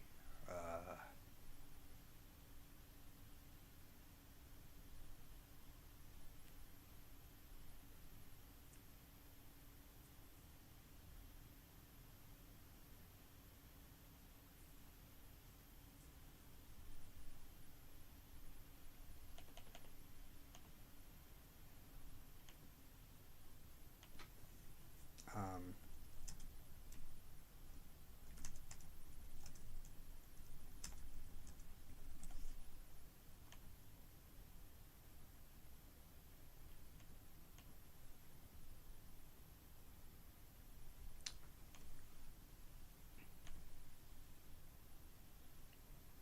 can we get a good photo of this? Okay, wait a minute. Okay, hold on. Again, this is an extreme rough draft. I just threw it together. May or may not be good. Pacha gets me lore. Ceases my removal. This is my 1 jump ahead replacement. Removal. Situational removal. So that's 9, 11, 13, 15, 19, 22 removal-ish cards. Here advances my game state. How many unikables are we at? Hold up. 3, 5, 7, 10, 13, 15, 17? How did I pull this off? This looks so clean. We could get away with more. Wait a minute. We just may max out on Medusa.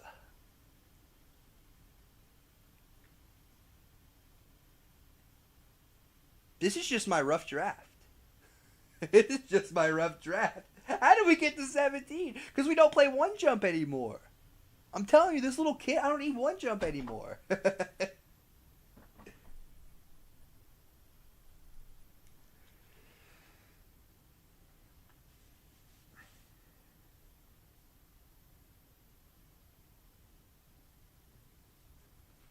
Okay, so,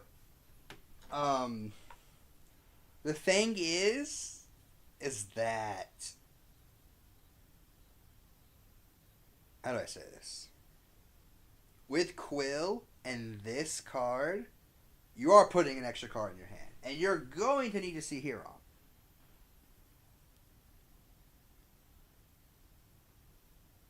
Yeah, I may. I don't know. Oh, what do you mean pour one jump ahead? What do you mean? He's uninkable. We have him on a body now. This is probably what the deck looks like. Probably. I want to play more Maleficents. This is just my rough draft. This is the rough draft, okay? Um, let's see, I got it. 4 of him, 3 of the Pacha, 2 of the new Cusco, 2 of the Mufasas. Got the rest, okay. These are all the cards I'm picking up at release, basically. And it looks like I don't have to get a lot. Granted, there's probably some cards I'm not reading, not liking.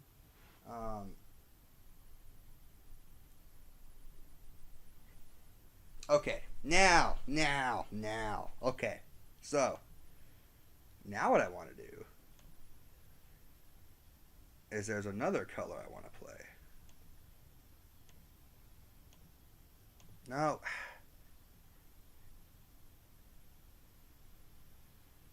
It keeps showing me and Kindle's email. Thank God I have double verification on. Oh, can I even see views?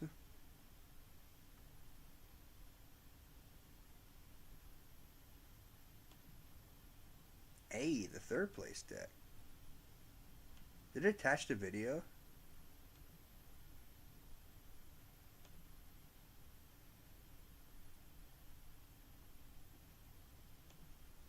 No, stop doing that.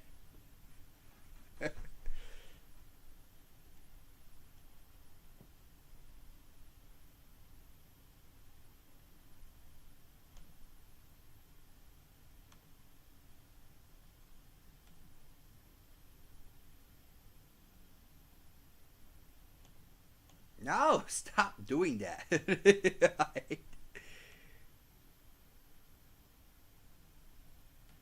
How do you attach a video? I kind of want to attach videos to my deck list so they get more. I'll do that later. Okay, I don't care. Okay, deck builder. No. How do you just reset the deck? Okay, fresh. All right. So, one day.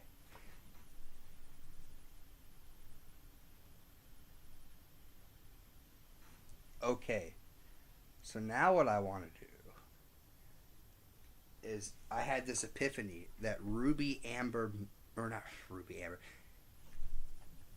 Um, how shall I say? Fudge, I can't speak. Amber Amethyst mid range is kind of bussing. So that's why I want you, well, who's in chat, to help me, because this is kind of gas.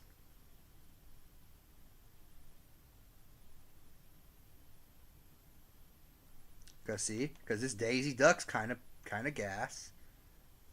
All right, you might play a couple of these Allendales, maybe 2. Right? Yeah.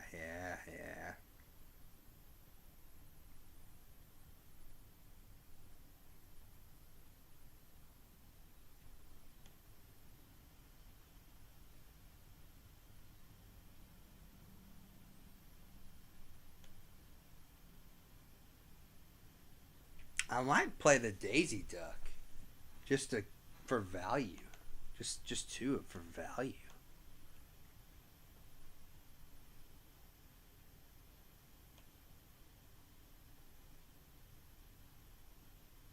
It's just value. Might want to play a couple of these. Don't know about the ratios yet. Look at this family. It might be fun as 2.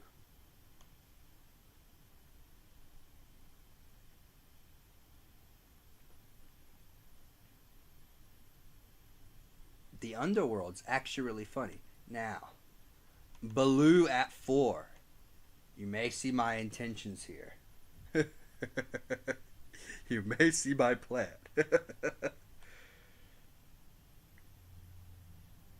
Perdita at 3. Piglet at 3.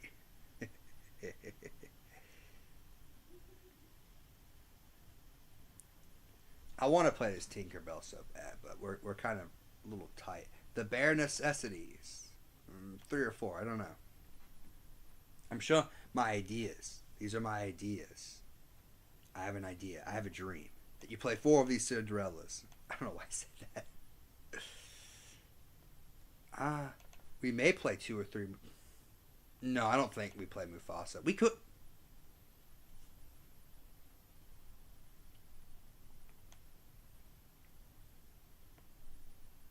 We may play 3 Mufasa.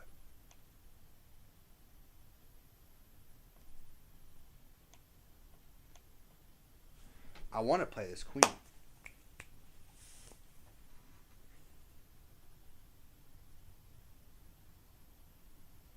But I don't want to shift her. Come back to it. World's greatest. We need the removal. God knows we need it. The aerial. There's not many songs. It's going to whiff. For sure. For sure. Rapunzel. Honestly, 3 of.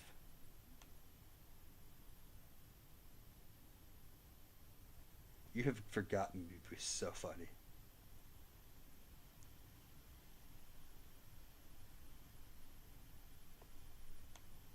We have 37. Okay, like I said, we got to see who makes the cut. Next, we're going to purple. We're going to purple. Because I'm insane.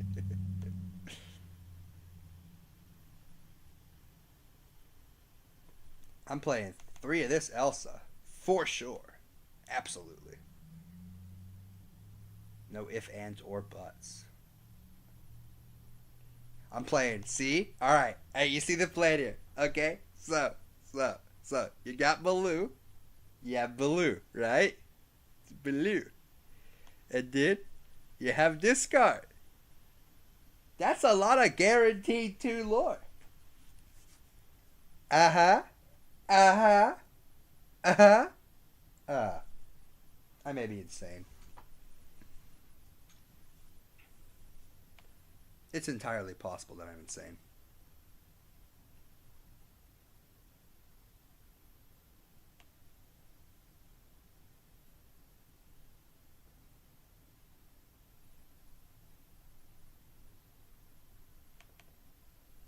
The library. I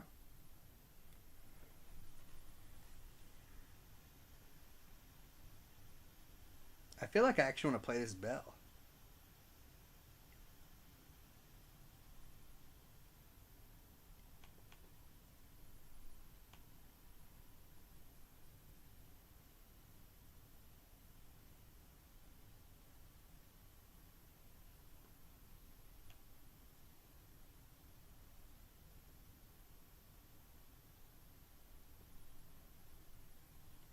This Ursula could be our win condition. Maybe.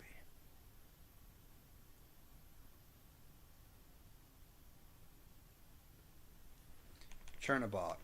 Absolute needed.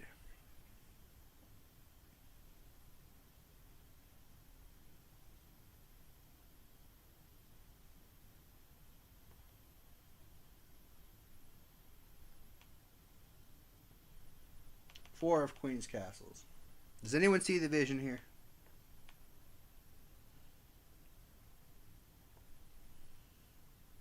You know? We could fit some more Cinderellas in here.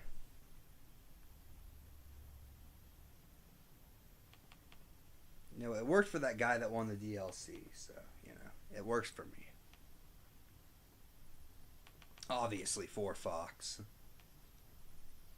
Obviously 4 of this. Obviously 4 Goat. Obviously 4 Rabbit. Pinocchio could even sneak his way into this deck.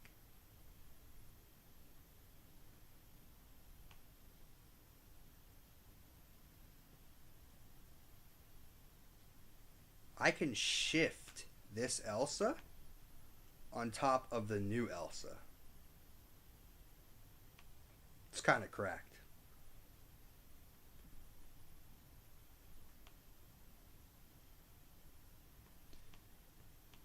Obviously, friends on the other side. I got friends on the other side. Okay, so there are 85 cards here. I'm a madman.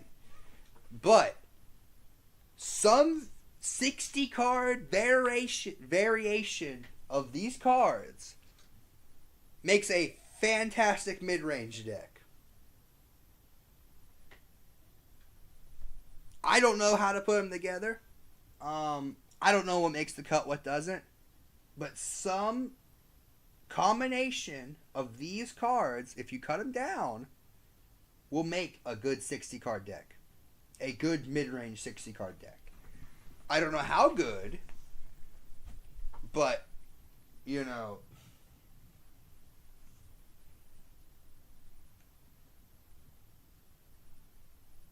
I don't know. I don't know what makes the final cut. Um,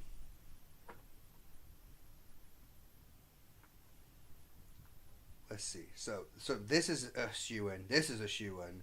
Don't know about Chernobyls. Actually, no, we have too many good one drops. So these need to be our turn ones. Chernobyl kind of just feels bad. Baloo's absolute mandatory. We don't have that many songs, so Alan Adale's not gonna make it. We have too many good cards that are 4 spots, so the Musketeer Spy is probably not going to make it.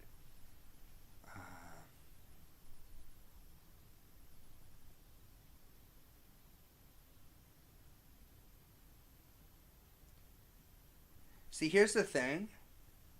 This is like the only removal card we have.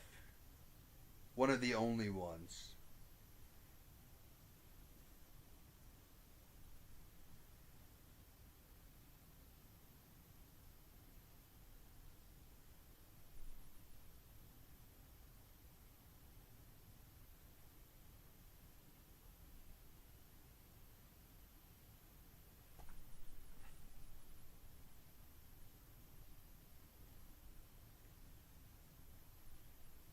What if we cut down to 77? 2, because we draw so much we can see it all that. Godmother's funny. I don't think this Ursula we need. Perdita we can get away with 2 of, probably.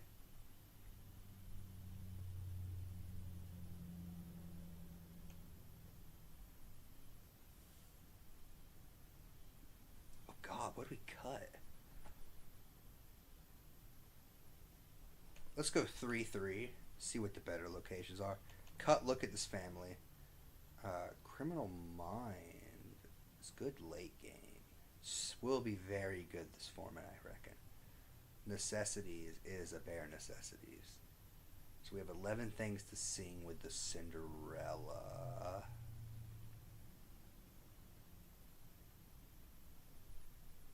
Don't think we need Vanessa in this deck.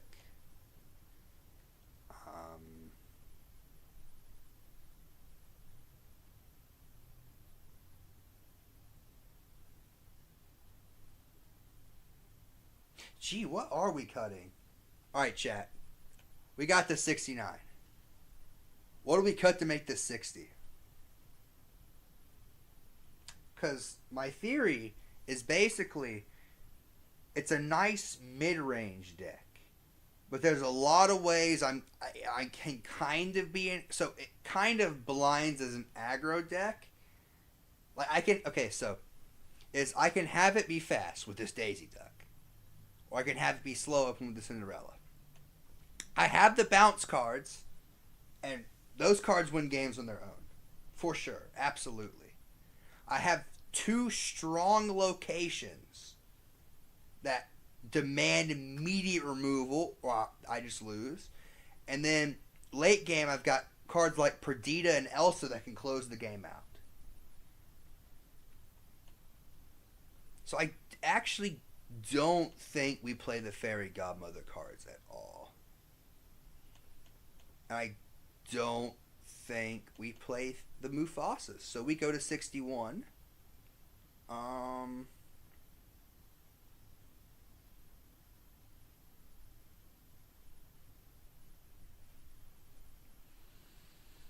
for so I have 12. I still have 20 uninkables.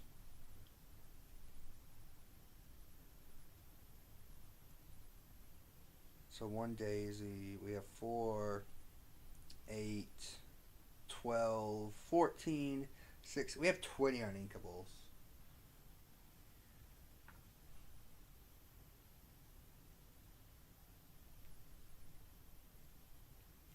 What would we cut? You would never cut friends.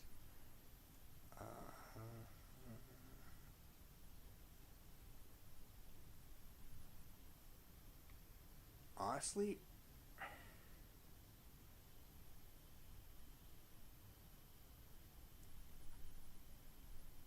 probably a Rapunzel, as weird as that sounds.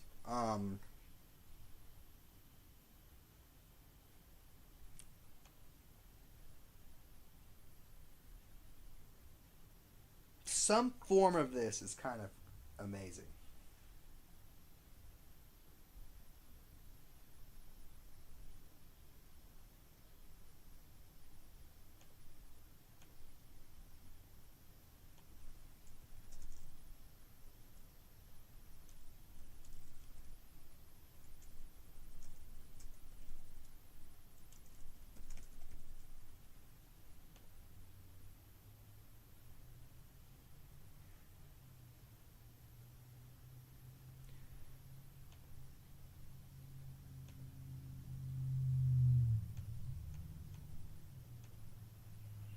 So, I don't know if you need the Pig Pirate Captain. You probably don't, maybe to close games out. You could probably cut him, play more of the Belle and the Elsa or something nice at that range. But these two in your opening hand, it's great. Baloo's always going to get your lore. The 2-drop's going to get your lore. We have a bit. The thing we're kind of lacking here is the removal. But this is the shell of a deck that I think could be a sleeper. I don't think it'll be the best deck. Um, but it feels unique. Um,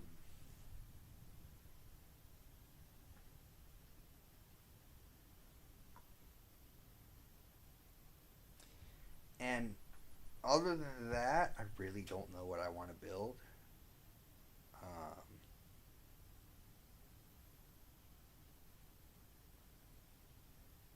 so I think we're just going to end the stream here. I do want to thank everyone for turning out. I know this is kind of a weird stream. It's not really in gameplay. But I'm going to play one of these two decks. These are not final at all. But yeah, if you enjoy this content, please leave a like, comment, and subscribe. And thanks to all that did show up. It's kind of an impromptu stream, not a gameplay stream. So I know it meets some uninteresting to some people, but I did miss streaming. And I hope you guys like the new layout. We're going to try to do better, make a better layout next time. But this is the best we can do in 2 hours. But anyway, please subscribe and look forward to more live Lorcana content soon. Oh, and I will see you next time. Goodbye.